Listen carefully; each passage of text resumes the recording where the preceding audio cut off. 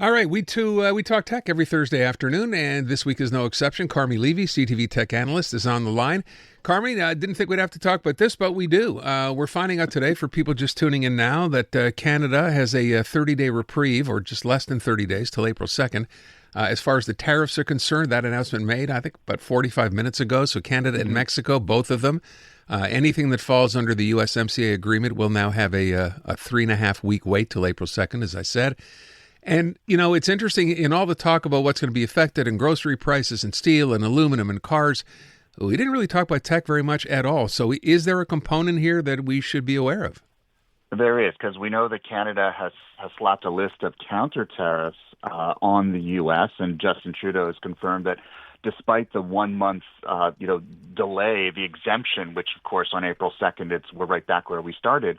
Canada is not removing its counter tariffs, and so that list has a number of interesting things on it, including vacuum cleaners, laundry machines, and video game consoles. And so if you're thinking of buying an Xbox or a PS5, you might want to do it sooner rather than later, because they will be subject to those tariffs, and those tariffs are not going away.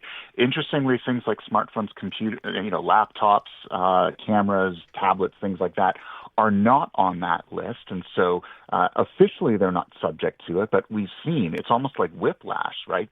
Back and forth. Almost by the hour, there seems to be another new wave of headlines. It's hard to tell what will and will not be subject to any kind of punitive action. And also at the same time, the Canadian dollar, of course, we know has been significantly weakened relative to the U.S. dollar.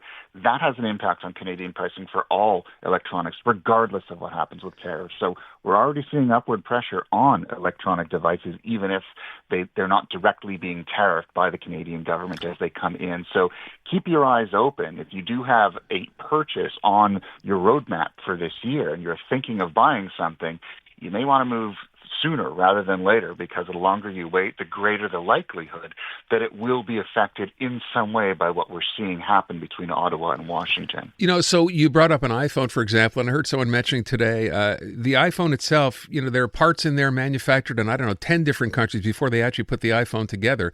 How do you even know? How would that work? If your iPhones are also built not necessarily in the U.S., right? Some are built in China.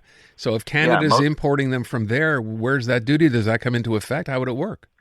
Yeah, that's the problem. Is the device that you have in your hands is composed of multiple components that are sourced through a very complex global supply chain, and so just the iPhone that I'm using now has parts of it that are from China, that are from India, Vietnam. Some are made in the U.S., not many. None of them are made in Canada, as far as we know. And ultimately, most iPhones that reach Canada are assembled in China at one of their giant factories.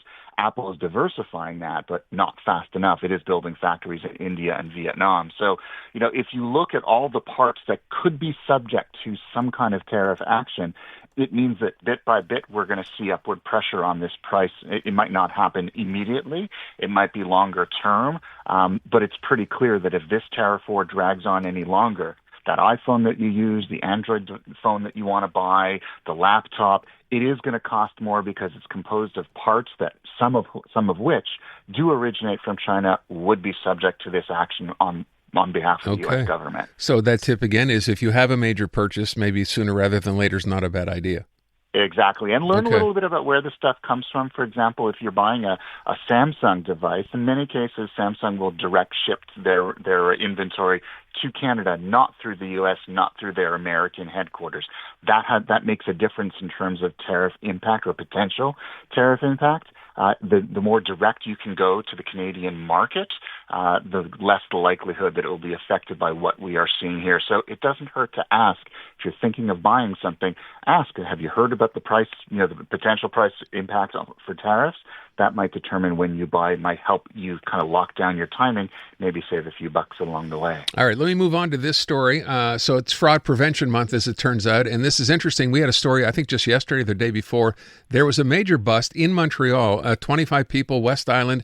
All this had to do with another grandparent scam. So obviously for Fraud Prevention Month, or Scam Prevention Month, maybe that's a better way to phrase it, what are we learning here? What are we being asked to do, or what are we being told here to prevent this stuff from happening?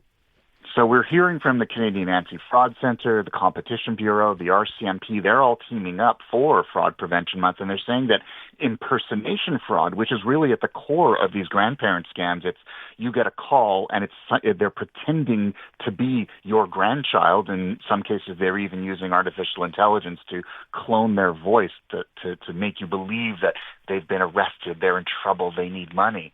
That impersonation fraud is one of the fastest growing forms of fraud, and they're making resources available. They're partnering with over 80 organizations across the country to help Canadians recognize when they're on the receiving end of one of these fraud attempts. How do you recognize it? How do you act? How do you not become a victim? And then how do you report that fraud once you become aware of it? And so it is absolutely critical that, A, we become aware of what these look like, and that we have these conversations within our families so that if they get that call, they know what to do. They know how to sort of hit the pause button, reach out to a trusted individual who can then help them through and prevent them from becoming a victim.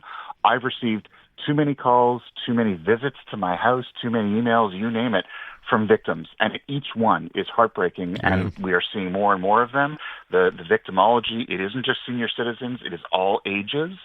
Many people don't report them because of embarrassment and shame. So the numbers that we're seeing, $638 million last year alone, is probably only 5 to 10% of the total amount, which means we are losing tens of billions of dollars per year to this kind of crime, and it's just getting worse at an incredibly steep rate.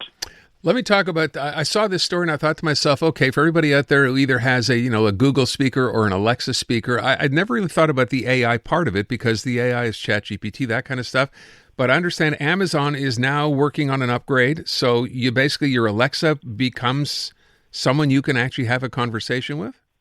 Yeah, so I mean, we all know that Alexa is an electronic assistant. It works a lot like Apple's Siri or Google Assistant, where you ask it a question, it gives you an answer. Right. It's almost like a voice-activated search engine. They've been around for about a decade, and quite frankly, they're not all that good. In many cases, they can't give you the answer that you need. If you pause in the middle or if you stumble, it can't give you the right response. The technology was introduced with a lot of fanfare, but it really hasn't lived up to its potential. And so Amazon has essentially given Alexa an AI brain transplant, and they're calling it Alexa Plus. Which is essentially means you can talk to it. You can hold an entire conversation with it. It will remember who you are. It'll know what your personal preferences are.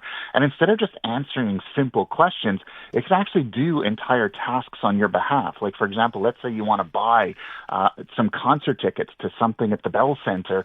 You can tell it to do that, and it'll go off and do it on your behalf. No more you sitting on a phone line or you refreshing on a website or an app. It'll actually do that on your behalf. It'll cost about $20 a month if you want to subscribe to it. But if you're already an Amazon Prime member, it's included in Amazon Prime membership, and it will work on most recent Amazon Echo and Amazon Echo Show speakers and screens. And so there's a list on the Alexa website of which devices will run Alexa Plus.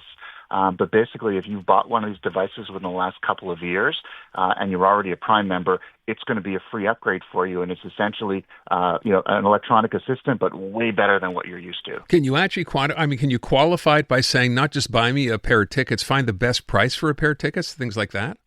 Exactly that. It's part of what we call agentic AI or AI agents, which is essentially we're moving beyond it's simply answering questions. We're moving to the point where it's essentially like a robotic butler. It does things for you. If you want to take a vacation, for example, Alexa Plus, in theory, and they've shown demos of this, it can actually go and book an entire vacation, flights, rental cars, wow, hotel, you name it. Now, of course, would I trust the technology to that point? Well, this is Amazon. Personally, no, but it really does show where artificial intelligence is going, and this is really the first example. Okay. Apple Siri is getting an AI transplant as well. Apple's working on it, and Google, they're incorporating that technology into Google Assistant. Google Gemini is the platform, but every major company is working on this because I think that's going to be the way we use computing in the future, kind of like Captain Kirk on the Starship Enterprise. Just ask a question, and it'll do all the work for you. Pretty amazing. I got to wrap up. I would just ask you, so you do this every day. What's your favorite AI right now? What do you use more than anything else? I'm using ChatGPT simply because I use it for brainstorming a lot. And so, like, if I'm not sure how to fill out a list or I've got a blank screen and I want to get some ideas just in front of me so I can get my brain rolling, I just have conversations with ChatGPT and it kind of gets me started. Okay. And then I pick up from there. And that's where we leave it. Carmi Levy, our CTV tech analyst. Thank you, Carmi. Great being with you, Aaron. Thank you. You too. Take care.